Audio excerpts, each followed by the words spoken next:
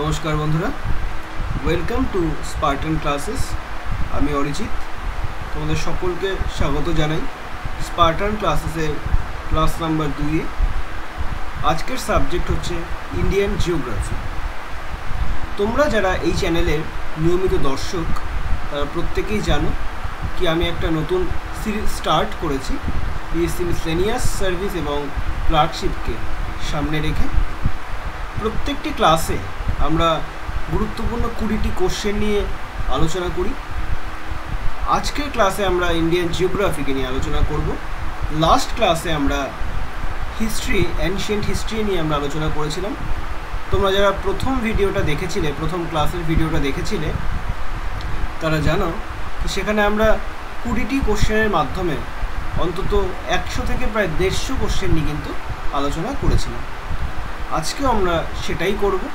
20টি question নিয়ে 20টি কোশ্চেনের মাধ্যমে আমরা প্রায় 100 থেকে 150 কোশ্চেন নিয়ে কিন্তু আলোচনা করব। কারণ কি, এখানে যে 20টি কোশ্চেন রয়েছে এবং তার যে অপশানগুলো রয়েছে সেগুলো নিয়ে আমরা ইন ডিটেলসে আলোচনা করব এই ভিডিওতে। তাই তোমরা যারা এই চ্যানেলে নতুন তারা অবশ্যই চ্যানেলটাকে সাবস্ক্রাইব করে দিও। ভিডিওটা যদি তোমাদের পছন্দ হয় অবশ্যই ভিডিওটাকে লাইক করো। এবং এই যে ক্লাসটা চলবে, এই 20টি কোশ্চেন কিন্তু তোমরা মক টেস্ট হিসেবেও নিজেরা পরীক্ষা দিতে পারো বাড়িতে। তোমাদের কত মার্কস আসছে সেটা তোমরা কমেন্ট সেকশনে গিয়ে জানাতে পারো। তো সময় নষ্ট না করে আমরা আমাদের টপিকে চলে আসি। তো প্রথম কোশ্চেন, তুঙ্গভদ্রা কোন নদীর উপনদী? Option A Krishna, option B Kaveri, option C Godavari, option D Mahanadi. তো সঠিক উত্তর হচ্ছে তুঙ্গভদ্রা কৃষ্ণা নদীর উপনদী। সঠিক উত্তর হচ্ছে কৃষ্ণা নদীর উপনদী। এবার আমরা ইন ডিটেলসে অপশানগুলোকে নিয়ে আলোচনা করব। তাহলে প্রথমে আমরা চলে আসি কৃষ্ণা। তোমরা প্রত্যেকেই জানো কি কৃষ্ণা মহারাষ্ট্রের মহাবালেশ্বর থেকে উৎপত্তি লাভ করেছে এবং বঙ্গোপসাগরে গিয়ে এটি পতন ঘটেছে। তুঙ্গভদ্রা যে নদীটি রয়েছে সেটা কৃষ্ণার ডান তীরের উপনদী। এছাড়াও আরও কয়েকটি গুরুত্বপূর্ণ ডান তীরের উপনদী হচ্ছে কয়না, কয়না বাঁধ এই নদীর উপর অবস্থিত, ঘাটপ্রভা এবং মানবপ্রভা। এছাড়াও কৃষ্ণা নদীর বাম তীরের গুরুত্বপূর্ণ 2টি উপনদী হচ্ছে ভীমা এবং মুসি। এই মুসি নদীর তীরেই হায়দ্রাবাদ শহরটি গড়ে উঠেছে। এবার আমরা চলে আসি option number B. Option number বিতে রয়েছে কাবেরী। কাবেরী হচ্ছে পশ্চিমঘাট পর্বতের ব্রহ্মগিরি পর্বতের তাল কাবেরী থেকে উৎপত্তি লাভ করেছে এবং এর পতন স্থল হচ্ছে বঙ্গোপসাগর। কাবেরী নদীকে পবিত্রতার জন্য দক্ষিণের গঙ্গাও বলা হয়ে থাকে। এর কয়েকটি গুরুত্বপূর্ণ উপনদী হচ্ছে অমরাবতী এবং সুবর্ণবতী। এরপর option number C Godavari. Godavari নদীটি নাসিকের কাছে অবস্থিত ত্রিম্বক উচ্চভূমি থেকে উৎপত্তি লাভ করেছে এবং বঙ্গোপসাগরে এটির পতন ঘটেছে। দক্ষিণ ভারতের দীর্ঘতম নদী হচ্ছে গোদাবরী। এর দৈর্ঘ্য হচ্ছে প্রায় 1465 কিলোমিটার। একে দক্ষিণ ভারতের গঙ্গাও বলা হয়ে থাকে। এর কয়েকটি গুরুত্বপূর্ণ উপনদী হচ্ছে পেনগঙ্গা, ওয়েনগঙ্গা। এগুলো প্রত্যেকটি হচ্ছে গোদাবরীর বাম তীরের উপনদী। এখান থেকে আর একটা কোশ্চেন আসে, সেটা হচ্ছে এই ওয়েনগঙ্গা নদীর তীরে কিন্তু নাগপুর শহরটি অবস্থিত। এছাড়াও গোদাবরীর ডান তীরের একটি গুরুত্বপূর্ণ উপনদী হচ্ছে মঞ্জিরা। মঞ্জিরা নদী, যার উপরে নিজাম সাগর বাঁধ অবস্থিত। এরপর আমরা চলে আসি অপশন নাম্বার ডি, মহানদী।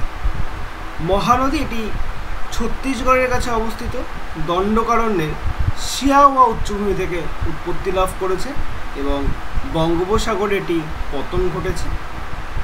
এর কয়েকটি গুরুত্বপূর্ণ উপনদী হল ঈদ, মান্দ, হাসদ। এগুলো প্রত্যেকটাই মহানদীর বাম তীরের উপনদী। এছাড়াও জঙ্ক, টেল, ওং এগুলো প্রত্যেকটি মহানদীর ডান তীরের উপনদী।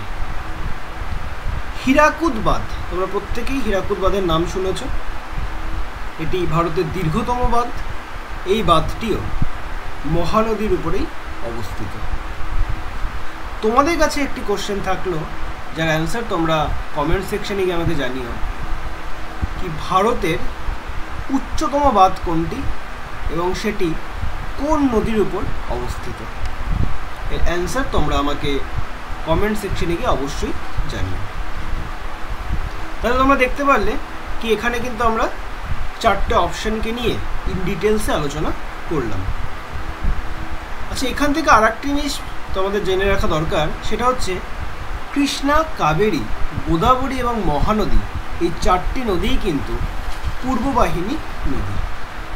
মানে পূর্ব দিকে, ভারতের পূর্ব দিকে এদের গতিপথ রয়েছে এবং এরা লাস্টে গিয়ে বঙ্গোপসাগরে পতিত হয়েছে।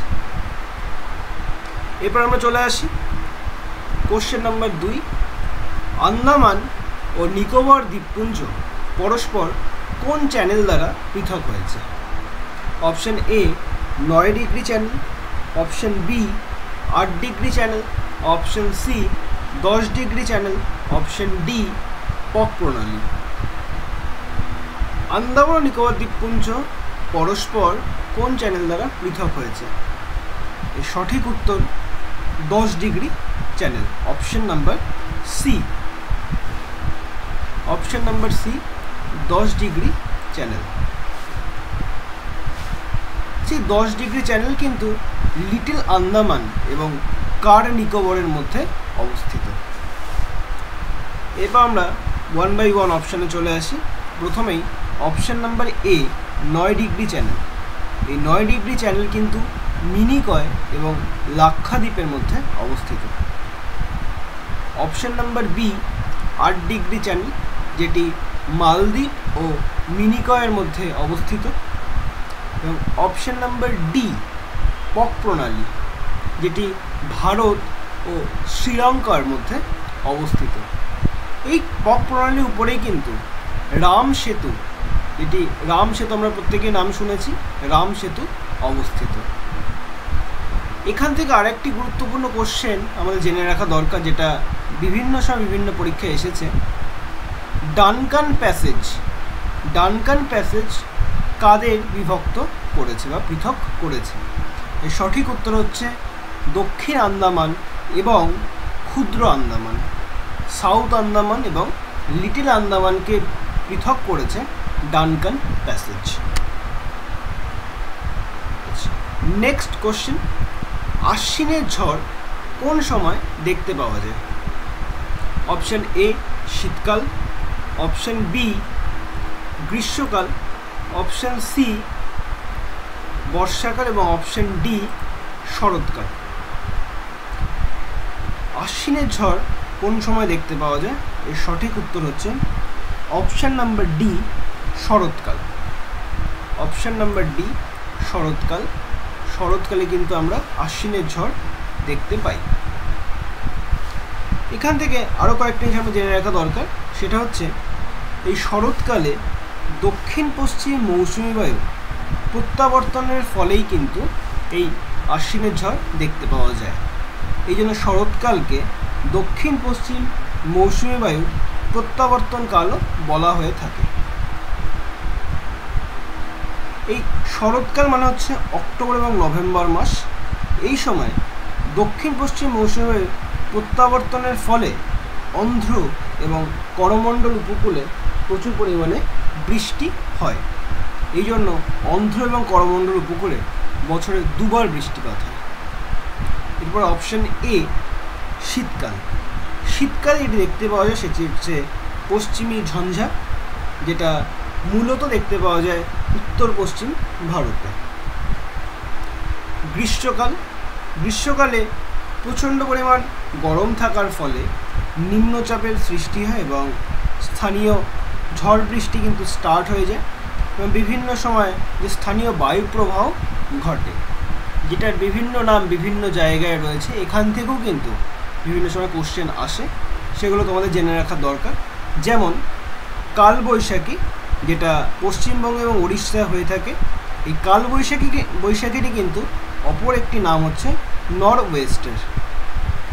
যারা চেরি ব্লুজুম বা কফি বৃষ্টি, যেটা কর্ণাটকে হয়। আম্রবৃষ্টি বা ম্যাঙ্গো শাওয়ার, যেটা কর্ণাটক, অন্ধ্রপ্রদেশ এবং তামিলনাড়ুতে দেখতে পাওয়া যায়। চা বৃষ্টি, যেটা উত্তর পূর্ব ভারতে দেখতে পাওয়া যায়। বরদৈছিলা, যেটি অসমে দেখতে পাওয়া যায়। লু, যেটি উত্তরপ্রদেশ, বিহার, পাঞ্জাব এবং রাজস্থানে দেখতে পাওয়া যায়। এছাড়াও আধি, যেটি মরু অঞ্চলের ধুলোর ঝড়, সেটা দেখতে পাওয়া যায় পাঞ্জাব, দিল্লি, হরিয়ানা এবং উত্তরপ্রদেশে। এরপর হচ্ছে বর্ষাকাল এই সময় দক্ষিণ পশ্চিম মৌসুমের আগমনকাল। তোমরা প্রত্যেকেই জানো কি 1 জুন কেরালায় প্রথম বর্ষাকাল দেখতে পাওয়া যায়। এরপর হচ্ছে কোশ্চেন নাম্বার 4, গোলাপি বিপ্লব কিসের সাথে যুক্ত? অপশন এ সার উৎপাদন, অপশন বি চিংড়ি উৎপাদন, অপশন সি আলু উৎপাদন এবং অপশন ডি টমেটো উৎপাদন। গোলাপি বিপ্লব কিসের সাথে যুক্ত? এর সঠিক উত্তর হচ্ছে চিংড়ি উৎপাদন, অপশন বি চিংড়ি উৎপাদনের সাথে গোলাপি বিপ্লব যুক্ত। এবার আমরা 1 বাই 1 অপশানে চলে আসি। আচ্ছা, এই যে গোলাপি বিপ্লব যেটা রয়েছে, এই গোলাপি বিপ্লবের জনক যাকে বলা হয় তার নাম হচ্ছে দুর্গেশ প্যাটেলকে গোলাপি বিপ্লবের জনক বলা হয়। এবার অপশান নাম্বার এ সার উৎপাদন, যার সাথে ধূসর বিপ্লব সার উৎপাদনের সাথে জড়িত বা গ্রে রেভলিউশন বলা হয়। অপশন সি আলু উৎপাদন, এটাকে গোল বিপ্লব বা রাউন্ড রেভলিউশনও বলা হয়ে থাকে। টমেটো উৎপাদন, যেটি লাল বিপ্লব বা রেড রেভলিউশন বলা হয়ে থাকে। এই রেড রেভলিউশনের জনক বলা হয় বিশাল তিওয়ারিকে।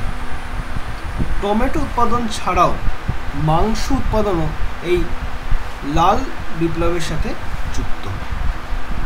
তাহলে লাল বিপ্লবের সাথে যুক্ত হচ্ছে টমেটো এবং মাংস উৎপাদন। এরপরে কোশ্চেন নাম্বার 5, নিম্নলিখিত কোন বন্দরটি ভারতের পূর্ব উপকূলে অবস্থিত নয়? Option A Ennore, option B Marmagao, option C Tuticorin, option D Paradip. Question হচ্ছে নিম্নলিখিত কোন বন্দরটি ভারতের পূর্ব উপকূলে অবস্থিত নয়? সঠিক উত্তর হচ্ছে option B Marmagao. Option B Marmagao এটি ভারতের পূর্ব উপকূলে অবস্থিত নয়। এই মারমাগাঁও গোয়াতে অবস্থিত এবং মূলত লোহা রপ্তানিকারক বন্দর হিসেবে বিখ্যাত এই Mormugao. Option number A Ennore, এটি তামিলনাড়ুর করমণ্ডল উপকূলে অবস্থিত। এখানে কৃত্রিম পোতাশ্রয় রয়েছে এবং ভারতের প্রথম বেসরকারি বন্দর হচ্ছে এই এন্নোর। এরপর অপশন নাম্বার সি তুতিকোরিন, এটাও তামিলনাড়ুর করমণ্ডল উপকূলে অবস্থিত। এবং অপশন নাম্বার ডি পারাদ্বীপ, যেটা ওড়িশাতে অবস্থিত এবং মূলত লোহা রপ্তানিকারক বন্দর হিসেবে ব্যবহৃত হয় পারাদ্বীপ। কোশ্চেন নাম্বার 6 আমরা চলে আসি। কোশ্চেন নাম্বার 6 বলেছে সালাল এই জলবিদ্যুৎ প্রকল্পটি কোন নদীর উপর অবস্থিত? Option A Chandrabhaga, option B Bipasha, option C Shatadru এবং অপশন ডি ভাগীরথী। সালাল জলবিদ্যুৎ প্রকল্প কোন নদীর উপর অবস্থিত? এর সঠিক উত্তর হচ্ছে অপশন এ চন্দ্রভাগা নদীর উপর অবস্থিত হচ্ছে সালাল জলবিদ্যুৎ কেন্দ্রটি। আচ্ছা, এই যে জলবিদ্যুৎ, এই জলবিদ্যুৎকে কিন্তু আমরা মূলত সাদা কয়লা বলে থাকি। সাদা কয়লা বলা হয় জলবিদ্যুৎকে। বিপাশা নদী, অপশন বি বিপাশা, বিপাশার উপরে পং জলবিদ্যুৎ কেন্দ্রটি অবস্থিত। শতদ্রু নদীর উপরে ভাকরানাঙ্গাল যে প্রকল্প সেটি অবস্থিত। এবং অপশন নাম্বার ডি ভাগীরথী, ভাগীরথীর উপরে তেহেরি বাঁধ বা তেহেরি প্রকল্প অবস্থিত। তোমাদের কাছে এখান থেকে একটি কোশ্চেন রয়েছে কি ভারতে প্রথম জলবিদ্যুৎ কেন্দ্রটি কত সালে কোথায় গড়ে উঠেছিল?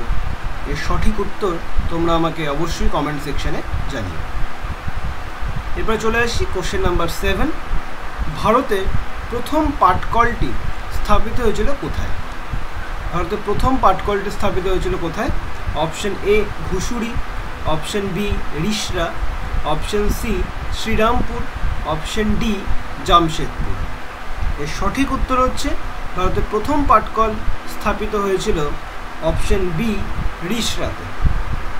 অপশন বি রিষড়াতে ভারতের প্রথম পাটকল স্থাপিত হয়েছিল 1854-এ বা 1854 সালে রিষড়াতে ভারতের প্রথম পাটকল স্থাপিত হয়েছিল।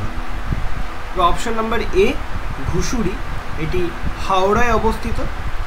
1818 সালে এখানে ফার্স্ট যন্ত্রচালিত বস্ত্রবয়ন কেন্দ্রটি গড়ে উঠেছিল। অপশন নাম্বার সি শ্রীরামপুর, 1832 সালে ভারতের প্রথম আধুনিক কাগজ মিল গড়ে উঠেছিল এই শ্রীরামপুরে। এবং ফার্স্ট যন্ত্রচালিত কাগজ কল গড়ে উঠেছিল হাওড়ার বালিতে 1870 সালে। অপশন নাম্বার ডি জামশেদপুর, এখানে টিসকো অবস্থিত, যার ফুল ফর্ম হচ্ছে tata iron and steel company, যেটি ভারতের বৃহত্তম বেসরকারি লৌহ ইস্পাত শিল্পকেন্দ্র, যেটি জামশেদপুরে অবস্থিত। তো কোশ্চেন নাম্বার 8-এ চলে আসি। কোশ্চেন নাম্বার 8 বলেছে ইউ আকৃতির উপত্যকা সৃষ্টির কারণ কী? অপশন এ হিমবাহের ক্ষয়কার্য, অপশন বি হিমবাহের সঞ্চয়কার্য, অপশন সি বায়ুর ক্ষয়কার্য এবং অপশন ডি আবহাওয়া বিকার। এর সঠিক উত্তর হচ্ছে অপশন এ হিমবাহের ক্ষয়কার্য। হিমবাহের ক্ষয়কার্যের ফলেই ইউ আকৃতির উপত্যকা সৃষ্টি হয়। এছাড়াও হিমবাহের ক্ষয়কার্যের ফলে ঝুলন্ত উপত্যকা, রসে মাতানে, ক্রেভাস, কুড়ি বা শার্ক, বার্কস্ট্রুম এই ধরনের ভূমিরূপের সৃষ্টি হয়। অপশন নাম্বার বি হিমবাহের সঞ্চয়কার্য, হিমবাহের সঞ্চয়কার্যের ফলে গ্রাবরেখা এবং ড্রামলিন সৃষ্টি হয়। এই ড্রামলিনকেই কিন্তু বাস্কেট অফ এগ টোপোগ্রাফি বলা হয়ে থাকে। অনেকটা ডিমের ঝুড়ির মতো দেখতে বলে একে বাস্কেট অফ এগ টোপোগ্রাফি বলা হয়ে থাকে ড্রামলিনকে। অপশন নাম্বার সি বায়ুর ক্ষয়কার্য, বায়ুর ক্ষয়কার্যের ফলে যে ধরনের সৃষ্টি হয় ভূমিরূপে সেটি হচ্ছে গৌর, ইয়ারদান এবং ইনসেলবার্জ। অপশন নাম্বার ডি আবহাওয়া বিকার, আবহাওয়া বিকারের ফলে স্বল্পমোচন, তুষার খণ্ডীকরণ, ক্ষয়ীভবন এই ধরনের ভূমিরূপের কিন্তু সৃষ্টি হয়। এরপর হচ্ছে কোশ্চেন নাম্বার 9। কোন তারিখে পৃথিবীর অপসূর বা এপিহেলিয়ান হয়? অপশন এ 3রা জানুয়ারি, অপশন বি 4 জুলাই, অপশন সি 21শে মার্চ এবং অপশন ডি 21শে জুন। পৃথিবীর অপসূর হয় কোন তারিখে? এর সঠিক উত্তর হচ্ছে অপশন বি 4 জুলাই। অপশন বি 4 জুলাই। এই সময় এই অপসূর অবস্থানে কিন্তু পৃথিবী এবং সূর্যের মধ্যে যে দৈর্ঘ্য সেটা কিন্তু সর্বাধিক হয়। 4 জুলাই পৃথিবীর মধ্যে অপসূর হয়, পৃথিবীর অপসূর হয় যখন পৃথিবী এবং সূর্যের মধ্যেকার যে দৈর্ঘ্য সেটি সর্বাধিক হয়। অপশন নাম্বার এ 3রা জানুয়ারি, এই সময় পৃথিবীর অনুসূর অবস্থানে থাকে বা পেরিহেলিয়ান বলা হয় একে। এই সময় সূর্য এবং পৃথিবীর মধ্যে যে দৈর্ঘ্য সেটি সর্বনিম্ন হয়। অপশন নাম্বার সি 21শে মার্চ এটি পৃথিবীর সব জায়গায় এই সময় দিন রাত্রির যে দৈর্ঘ্য সেটা সমান হয়। এই সময় উত্তর গোলার্ধে বসন্তকাল থাকায় একে বসন্তকালীন বিষুব বা মহাবিষুব বা ভার্নাল ইকুইনক্সও বলা হয়ে থাকে। ছাড়াও 23শে সেপ্টেম্বর কিন্তু জলবিষুব হয়। এটি শরৎকালে হয় বলে একে অটামনাল ইকুইনক্সও বলা হয়ে থাকে। অপশন নাম্বার ডি 21শে জুন কর্কট সংক্রান্তি হয়, যেটাকে সামার সলস্টিস বলা হয়ে থাকে, এবং 22শে ডিসেম্বর যাকে মকর সংক্রান্তি বলা হয় বা উইন্টার সলস্টিসও বলা হয়ে থাকে। তাহলে এখান থেকে তোমরা দেখতে পারলে কি প্রত্যেকটা অপশনকে নিয়ে কিন্তু আমরা কাটাছেড়া করলাম এবং প্রচুর অ্যাডিশনাল ইনফরমেশন এখান থেকে আমরা জেনে নিলাম। এরপরে আমরা চলে আসি কোশ্চেন নাম্বার 10-এ। ভারতের মূল ভূখণ্ডের দক্ষিণতম স্থান কোনটি? Option A Guhar Moti, option B Indira point, option C Kanyakumari এবং অপশন ডি কিবিথু। ভারতের মূল ভূখণ্ডে দক্ষিণতম স্থান কোনটি? সঠিক উত্তর হচ্ছে option number C Kanyakumari.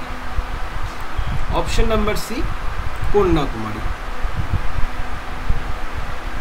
Kanyakumari, যার আরেকটি নাম হচ্ছে কেপ ক্যামোরিন, এর অবস্থানগত অক্ষাংশ হচ্ছে 8 ডিগ্রি 4 মিনিট উত্তর অক্ষাংশ এবং যেটি অবস্থান করছে আমাদের তামিলনাড়ুতে। কন্যাকুমারী তামিলনাড়ুতে অবস্থিত। ভারতের মূল ভূখণ্ডে দক্ষিণতম স্থান হচ্ছে কন্যাকুমারী। তো আমরা অপশানে চলে আসি। Option number A Guhar Moti. এই গুহারমতি ভারতের পশ্চিমতম বিন্দু, যার অবস্থানগত অক্ষাংশ হচ্ছে বা দ্রাঘিমাংশ হচ্ছে 68 ডিগ্রি 7 মিনিট পূর্ব দ্রাঘিমায় অবস্থিত, যেটি গুজরাটের কচ্ছ জেলায় অবস্থিত। Option number B Indira point.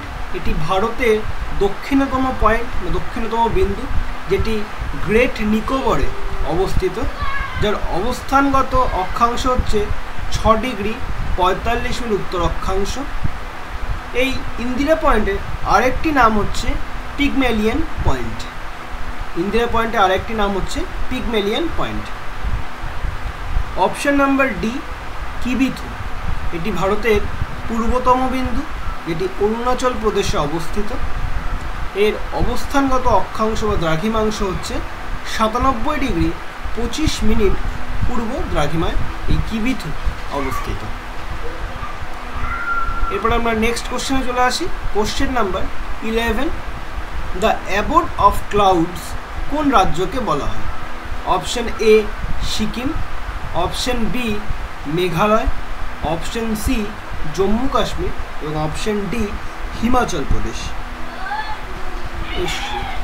এর সঠিক উত্তর হচ্ছে দ্য অ্যাবোড অফ ক্লাউডস বলা হয়ে থাকে মেঘালয়কে। অপশন বি মেঘালয়কে দ্য অ্যাবোড অফ ক্লাউডস বলা হয়ে থাকে।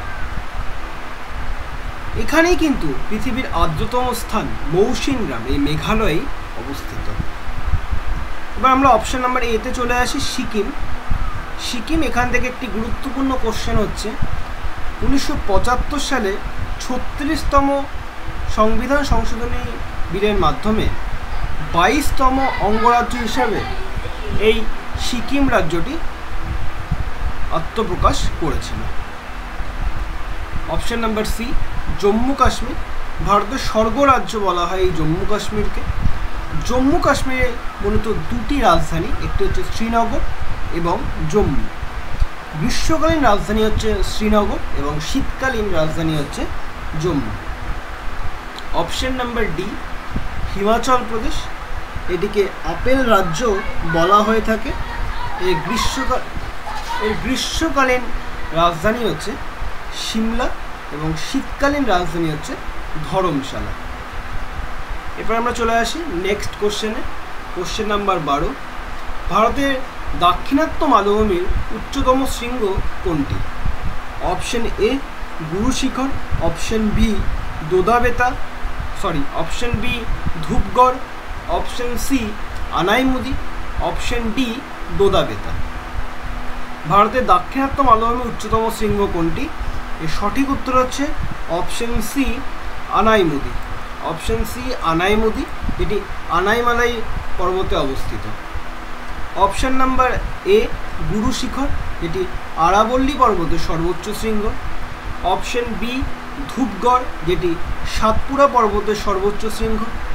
এবং অপশন নাম্বার ডি দোদাবেতা, যেটি নীলগিরি পর্বতের সর্বোচ্চ শৃঙ্গ। কোশ্চেন নাম্বার 13, উকাই বাঁধ কোন নদীর উপর গড়ে উঠেছে? উকাই বাঁধ কোন নদীর উপর গড়ে উঠেছে? Option A Bhagirathi, option B Tapti, option C Narmada এবং অপশন ডি কৃষ্ণা। উকাই বাঁধ কোন নদীর উপর গড়ে উঠেছে? এর সঠিক উত্তর হচ্ছে option number B Tapti. Tapti নদীর উপর গড়ে উঠেছে উকাই বাঁধ। এছাড়াও তাপ্তি নদীর উপর গড়ে ওঠা আরেকটি গুরুত্বপূর্ণ বাঁধ হচ্ছে কাকড়াপাড় বাঁধটিও কিন্তু তাপ্তি নদীর উপর অবস্থিত। এছাড়াও অপশন এ ভাগীরথী, ভাগীরথীর উপর তেহেরি বাঁধ অবস্থিত, এটি ভারতের উচ্চতম বাঁধ। অপশন নাম্বার সি নর্মদা, যার উপরে সর্দার সরোবর বাঁধ অবস্থিত। অপশন ডি কৃষ্ণা, এই কৃষ্ণের উপরে নাগার্জুন সাগর বাঁধ এবং কুন্ডা বাঁধ, এই দুটি বাঁধ কিন্তু কৃষ্ণা নদীর উপর অবস্থিত। কোশ্চেন নাম্বার 14, কোশ্চেন নাম্বার 14তে বলেছে সেন্ট্রাল টোবাকো রিসার্চ ইনস্টিটিউট কোথায় অবস্থিত?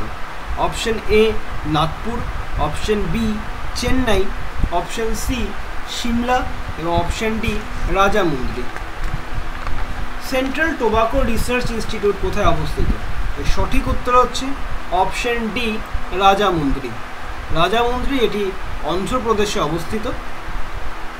এছাড়া অপশন এ নাগপুর, যেখানে central institute for cotton research সেখানে এই অবস্থিত নাগপুর, যেটি ওয়েনগঙ্গা নদীর তীরে গড়ে উঠেছে এই নাগপুর শহরটি। অপশন বি চেন্নাই, চেন্নাইয়ে সেন্ট্রাল লেদার রিসার্চ ইনস্টিটিউট গড়ে উঠেছে। অপশন সি সিমলা, যেখানে সেন্ট্রাল পটাটো রিসার্চ ইনস্টিটিউট গড়ে উঠেছে।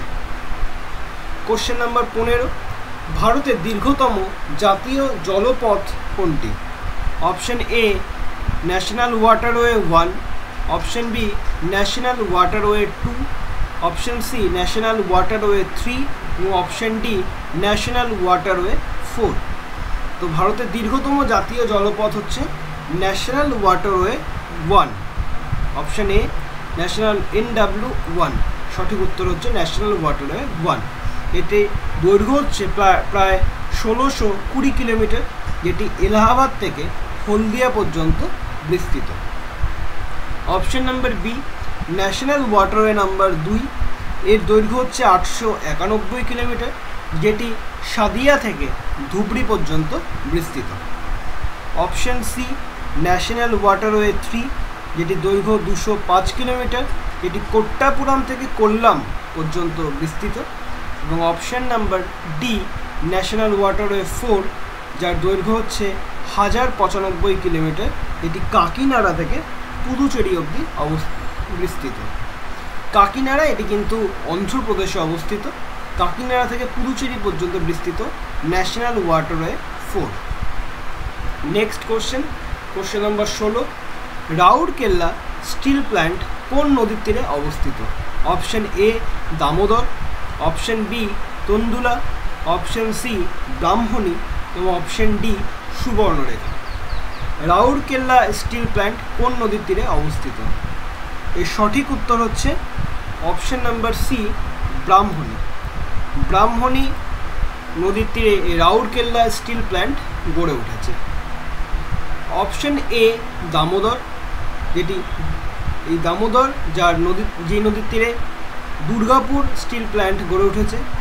অপশন বি তন্দুলা, যার তীরে ভিলাই স্টিল প্ল্যান্টটি গড়ে উঠেছে। এবং অপশন ডি সুবর্ণরেখা, যার তীরে টিসকো, এর আগে আমরা আলোচনা করেছি TISCO tata iron and steel company, যেটি গড়ে উঠেছে সুবর্ণরেখার নদীর তীরে। তোমাদের কাছে কোশ্চেন থাকছে এই রাউরকেল্লা, দুর্গাপুর এবং ভিলাই স্টিল প্ল্যান্ট কোন কোন দেশের সহযোগিতায় গড়ে উঠেছে সেটা তোমরা আমাকে অবশ্যই কমেন্ট সেকশনে জানিও। এরপর next question number 17, cotton polis of India কাকে বলা হয়? Option A Kanpur, option B Mumbai, option C Coimbatore এবং option D Hyderabad. Cotton polis of India কাকে বলা হয়? কটন পলিশ অফ ইন্ডিয়া বলা হয় অপশন বি মুম্বাইকে বলা হয় cotton polis of India. Option A কানপুরকে বলা হয় উত্তর ভারতের ম্যানচেস্টার বলা হয় কানপুরকে। অপশন সি কোয়েম্বাটুর, যাকে দক্ষিণ ভারতের ম্যানচেস্টার বলা হয়ে থাকে। অপশন নাম্বার ডি হায়দ্রাবাদ, যেটি সাইবার ক্যাপিটাল অফ ইন্ডিয়া নামে পরিচিত, হায়দ্রাবাদ। এবার কোশ্চেন নাম্বার 18 বলেছে শ্রীনগর কোন নদীর তীরে অবস্থিত?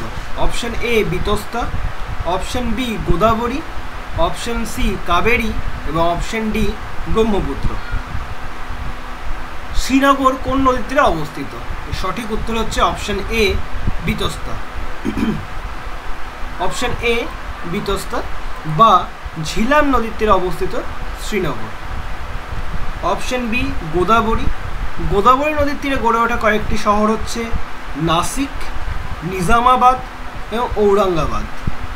অপশন সি কাবেরী, এর তীরে গড়ে ওঠা কয়েকটি শহর হচ্ছে মহীশূর, তিরুচিরাপল্লী এবং থাঞ্জাভুর।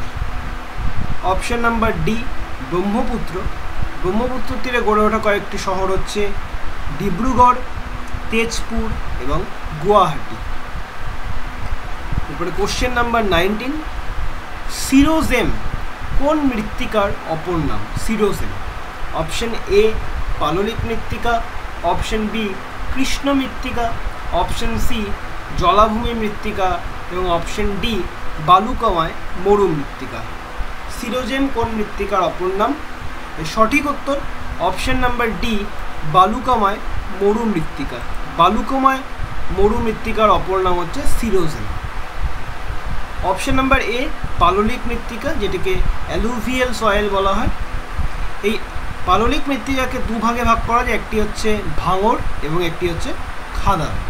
ভাঙড় যেটা নদী থেকে দূরে অবস্থিত, প্রাচীন পলি দ্বারা গঠিত, এবং খাদার যেটি নদীর প্লাবন ভূমিতে নবীন পলি দ্বারা গঠিত, তাকে বলা হয় খাদার।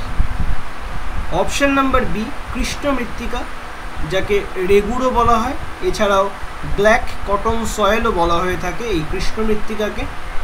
মূলত টাইটানিয়াম অক্সাইডের উপস্থিতির কারণেই এই মৃত্তিকার রং কালো হয়ে থাকে। অপশন নাম্বার সি জলাভূমি মৃত্তিকা, এটিও কিন্তু কালো রঙেরই হয়। অতিরিক্ত পরিমাণ জৈব পদার্থের উপস্থিতি থাকার কারণে এই জলাভূমি মৃত্তিকার কালার কিন্তু কালো রঙের হয়ে থাকে। নেক্সট কোশ্চেন নাম্বার 20, কফি উৎপাদনে ভারতের কোন রাজ্য প্রথম স্থানে রয়েছে? Option A Uttar Pradesh, option B Karnataka, option C Rajasthan, option D Paschimbanga. তোমরা যদি কোশ্চেন অ্যানালাইজ করে থাকো তাহলে দেখতে পাবে এই কৃষি থেকে কিন্তু প্রত্যেকবারই একটা কোশ্চেন থাকেই। সেটা কফি উৎপাদন হতে পারে, গম উৎপাদন হতে পারে, ধান উৎপাদন হতে পারে, এবং তাদের র্যাঙ্ক থেকে কিন্তু কোশ্চেন আসে। সুতরাং রিসেন্ট যে র্যাঙ্কগুলো রয়েছে, যে স্টেটের যে র্যাঙ্কগুলো রয়েছে, সেগুলো অবশ্যই তোমরা দেখে যাও। এখানে কোশ্চেন রয়েছে কফি উৎপাদনে ভারতের কোন রাজ্য প্রথম স্থানে রয়েছে? এর সঠিক উত্তর হচ্ছে অপশন নাম্বার বি কর্ণাটক। কর্ণাটকের স্থান প্রথম স্থানে রয়েছে কফি উৎপাদনে। এছাড়াও অপশন নাম্বার এ উত্তরপ্রদেশ, যেটি গম এবং আখ উৎপাদনে প্রথম স্থানে রয়েছে। অপশন নাম্বার সি রাজস্থান, যেটি বাজরা এবং তৈলবীজ উৎপাদনে প্রথম স্থানে রয়েছে। এবং অপশন নাম্বার ডি পশ্চিমবঙ্গ, যেটি ধান এবং পাট উৎপাদনে প্রথম স্থানে রয়েছে। তাহলে আজকে আমরা এই 20টি কোশ্চেন কমপ্লিট করলাম। তোমরা যারা পুরো ভিডিওটা দেখলে তারা তোমরা দেখতে পেলে কি 20টি কোশ্চেনের সাথে সাথে অ্যাডিশনাল আমরা প্রচুর ইনফরমেশন এখান থেকে কিন্তু জানতে পারলাম। নেক্সট ক্লাসেও আমাদের চেষ্টা থাকবে এরকম গুরুত্বপূর্ণ 20টি কোশ্চেন নিয়ে তোমাদের সাথে আলোচনা করা, যেগুলো বিগত বছরে বিভিন্ন সময় পরীক্ষায় এসেছে এবং সামনে যে বিভিন্ন পরীক্ষা হতে চলেছে সেখানেও আসার সম্ভাবনা রয়েছে। তাই আজকের ক্লাসটা এই অবধি থাকলো। দেখা হচ্ছে আমাদের ক্লাস নাম্বার 3-এ। ততক্ষণ পর্যন্ত তোমরা প্রত্যেকে খুব ভালো থেকো, খুব মন দিয়ে পড়াশোনা করো। সামনে বিভিন্ন পরীক্ষার জন্য তোমাদের অল দ্য ভেরি বেস্ট। তোমাদের সবার খুব ভালো হোক। দেখা হচ্ছে নেক্সট ভিডিওতে। সবাইকে অনেক অনেক ধন্যবাদ।